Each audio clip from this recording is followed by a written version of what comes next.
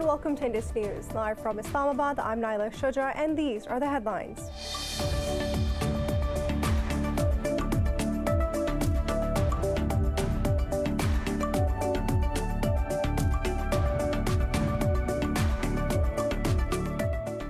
Myanmar security forces have killed 3 more anti-coup protesters in the main city of Yangon.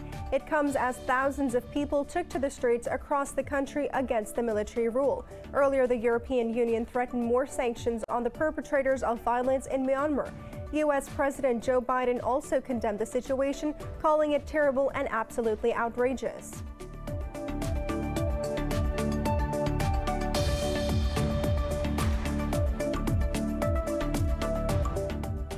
In Pakistan, the provisional government of Punjab has announced coronavirus lockdowns in several districts, having a positivity rate of more than 12%. The restrictions will take effect on the 1st of April and will last for 11 days. Meanwhile, India has reported its highest single-day surge since October, bringing the overall caseload to more than 12 million. Globally, there are over 127 million infections and nearly 2.8 million deaths.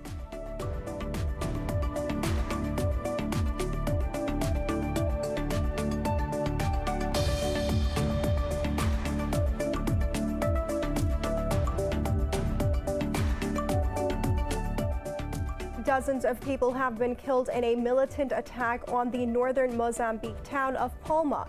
Military said that hundreds of locals and foreigners have been rescued, while 7 killed as they attempted to flee the town. At least 2,600 people have been killed, while nearly 700,000 displaced in 3 years of armed campaign in the region.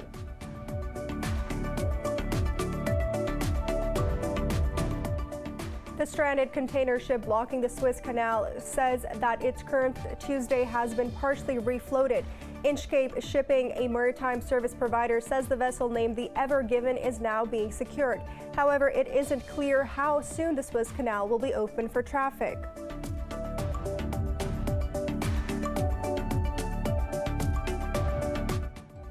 For more news and details, stay tuned. We'll be right back after a short break.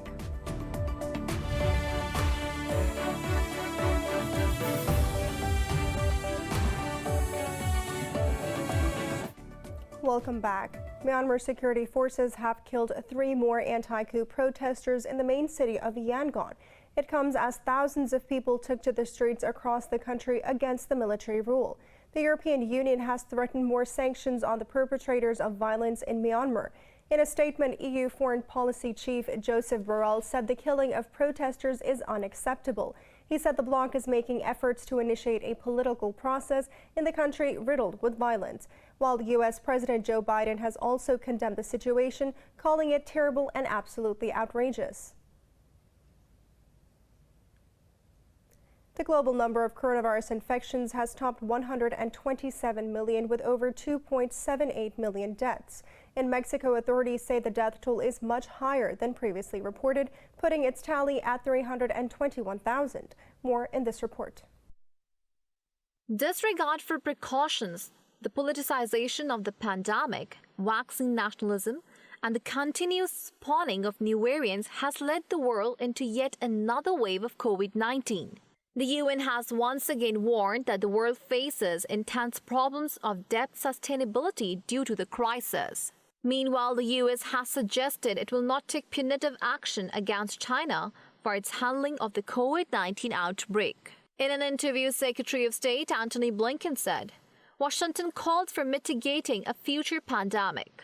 Moreover, the variant first detected in Brazil is now threatening to send shockwaves across the globe. And the sanctions hit and cash-strapped Venezuela has proposed to pay for vaccines with oil. Petróleo por vacuna. Dedicate oil for vaccines. Venezuela has the oil vessels and has the customers who will buy our oil. And they would dedicate a part of its production to guarantee all the vaccines Venezuelans need. Oil for vaccines. We are ready and prepared for oil for vaccines, but we will not beg anyone. Venezuela does not kneel before anyone in this world. We have dignity and we have the resources. In Europe, the Czech Republic has identified a new strain of the virus. But authorities say this mutation is not more dangerous than the British or South African variants. In France, the number of COVID-19 patients in intensive care units has risen to a new high for this year. Elsewhere, Sweden says it won't be able to hit its target of inoculating all adults by 30th June due to delays in vaccine supplies. Meanwhile, Australia has announced a Snap 3 lockdown in the northern city of Brisbane to stamp out an outbreak of the UK variant. But what this means for Greater Brisbane is that we will have to go into a 3-day lockdown. This is the UK strain. It is highly infectious. Now, we need to do this now to avoid a longer lockdown, and that lockdown will commence at 5 p.m. this afternoon. India has once again reported its highest single-day increase in COVID-19 cases since October, taking the tally to more than 12 million. The country has recorded 68,020 cases and 291 fatalities in the last 24 hours.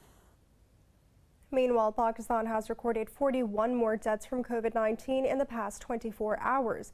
The health ministry says the death toll has risen to 14,256. The ministry reported more than 4,000 cases for the fourth consecutive day. More than 659,000 people have tested positive since the pandemic began, out of which over 598,000 have recovered. Meanwhile, the Punjab province has announced to impose lockdowns in districts with a positivity rate of more than 12% from the 1st of April. It comes after Lahore reported more than 24% COVID positivity rate, the highest in the country. Pakistan's Foreign Minister Shah Mahmood Qureshi has reached Dushanbe to lead a delegation at the 9th Heart of ASIA-ISTANBUL process in Tajikistan. The theme of this year's conference is strengthening the consensus for peace and development.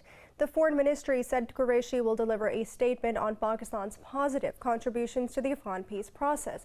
It added that Qureshi will hold consultations with key regional and international partners on the sidelines. The ministry said the foreign minister will also meet the Tajik leadership and review the entire scope of bilateral ties during the visit.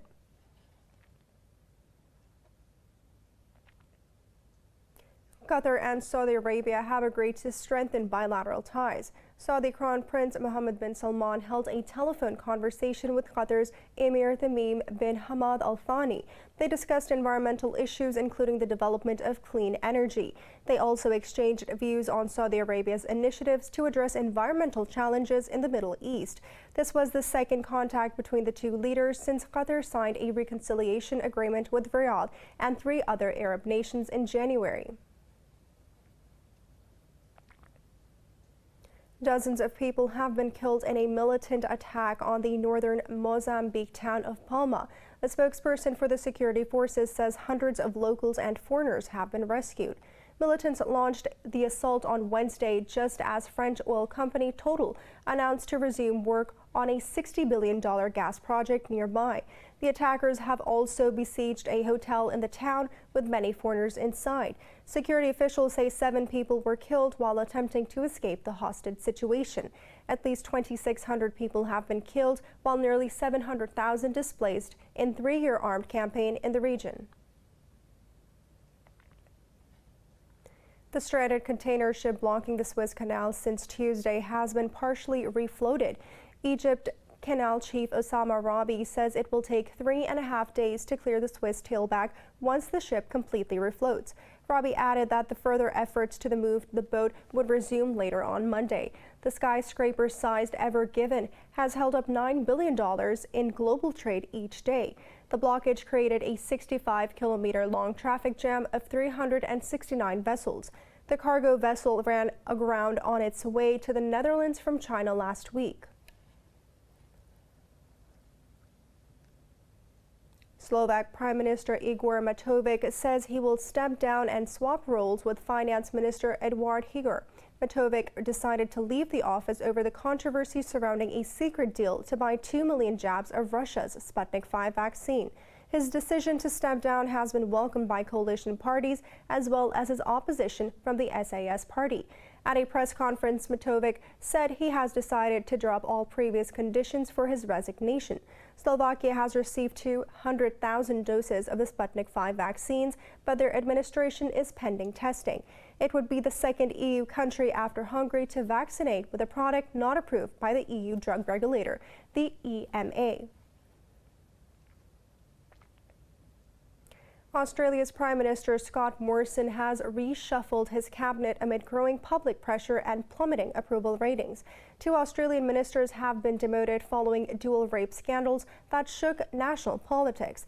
Morrison replaced Minister of Defence Linda Reynolds with Peter Dutton, previously the Minister of Home Affairs. Michelle Cash has replaced Christian Porter as Attorney General and Minister for Industrial Relations. Meanwhile, many women took to the streets to call for gender equality and to end sexual violence. Recent polls show the allegations also significantly dented Morrison's approval ratings. At least 480 migrants have been intercepted off Libya by the Coast Guard in the past 48 hours. The International Organization for Migration said they were attempting to cross the Mediterranean Sea to go to Europe. The IOM says they are among the 4,500 people brought back to Libya this year. Photos posted on Twitter show workers giving medical aid, blankets to migrants after they arrived on shore.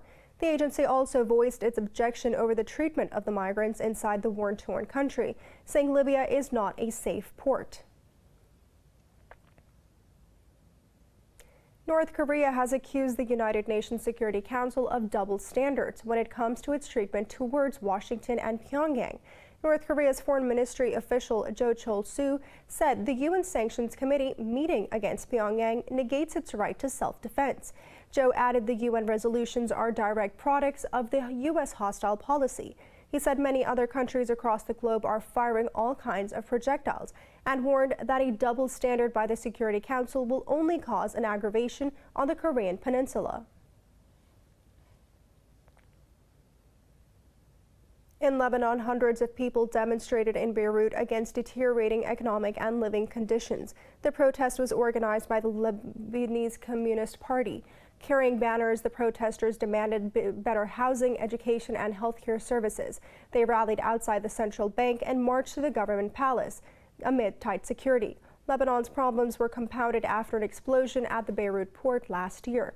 The economic fallout comes amid a continued failure of reform to government since the resignation of Prime Minister Hassan Diab. Former Premier Saad Hariri was designated to form a new government, but he remains at odds with President Michel Aoun.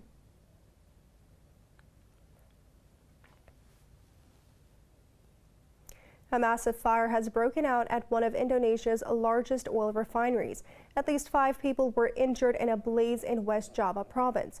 The fire caused a large explosion, damaging houses nearby. Authorities say the fire forced nearly 1,000 residents living nearby to evacuate. State oil company Pertamina says firefighters are at the scene, while the cause of the blaze is still unknown. Officials said some people are also reported to be missing. Pakistan's naval forces have anticipated bilateral Asad al-Bahar 2 exercises with Qatari naval forces at the Doha port. In a tweet, Pakistan's Navy media cell said the exercises involved Pakistani and Qatari Navy ships and aircrafts. It said the drill was aimed to strengthen bilateral ties and enhance naval collaborations between the two countries. The Navy said the mission commander of Pakistan's Navy Flotilla called on various Qatari dignitaries during his visit to the port.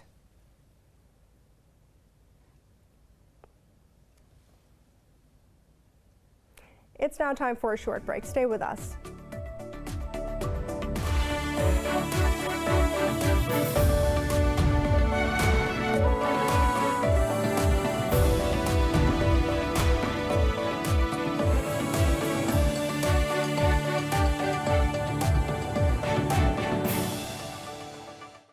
Welcome back. In France, thousands took to the streets of Paris demanding politicians to do more in the fight against climate change. French lawmakers will start examining a bill on climate change on Monday, but critics say the bill is not ambitious enough to limit the country's carbon emissions and meet the requirements set in the Paris Accord. The bill, called Climate and Resilience, aims to reduce carbon emissions by 40% by 2030. The draft law is the result of work by 150 French citizens, which made propositions to fight global warming. Hundreds of Cubans took to Havana's famous seaside to demand the U.S. lift its 60-year-old embargo on the Caribbean island nation. The caravan was a part of a weekend of small protest in more than 50 cities around the world. Riding on colorful cars, motorcycles, and bicycles, the Cubans were fluttering flags and yelling, "Down with the blockade."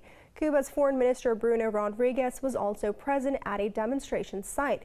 Talking to the media, Rodriguez slammed Washington's opportunistic tightening of the blockade in the midst of a pandemic. Previous U.S. administration took more than 200 initiatives to tighten the decades-old trade embargo on Cuba.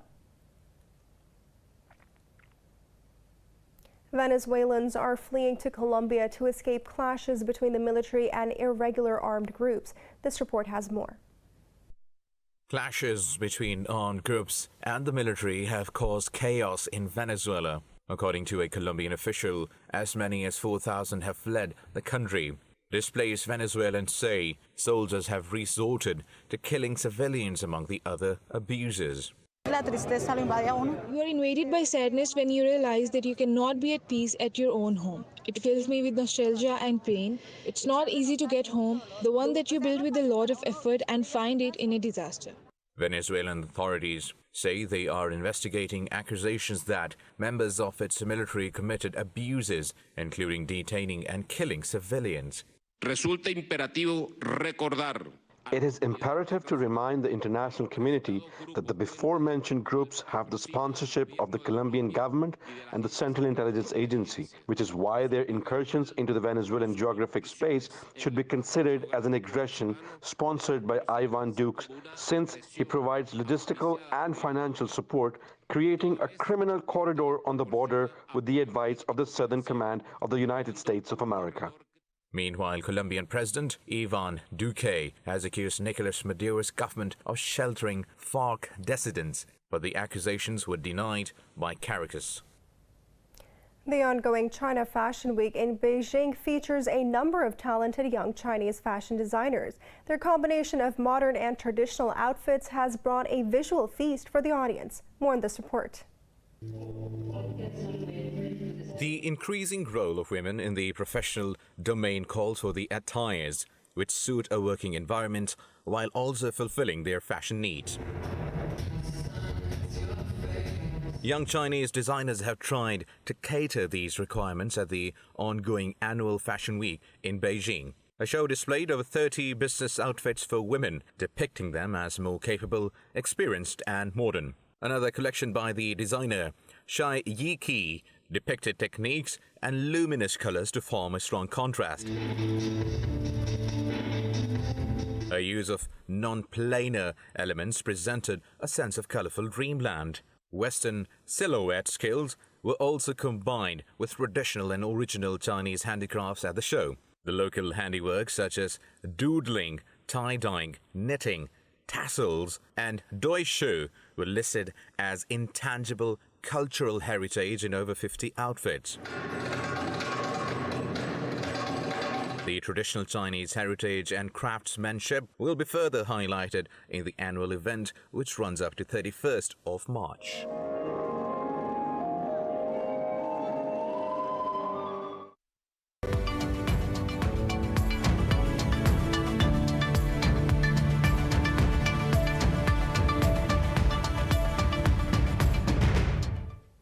European stocks are trading mixed after investors show reaction to the surge in COVID-19 cases and vaccine rollouts in the region.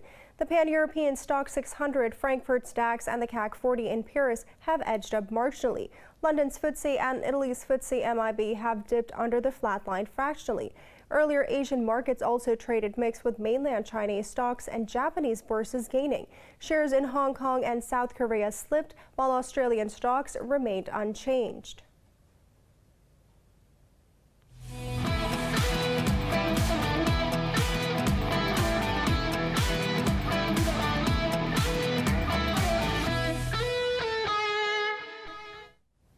In the Football World Cup qualifiers, England have maintained their winning start with a comfortable 2-0 win over Albania in Tirana.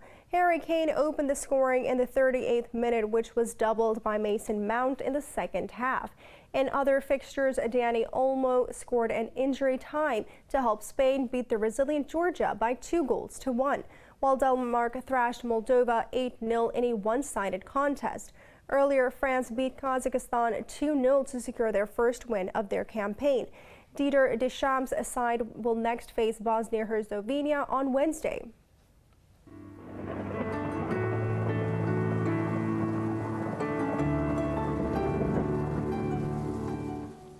It's now time to take a look at the weather around the world.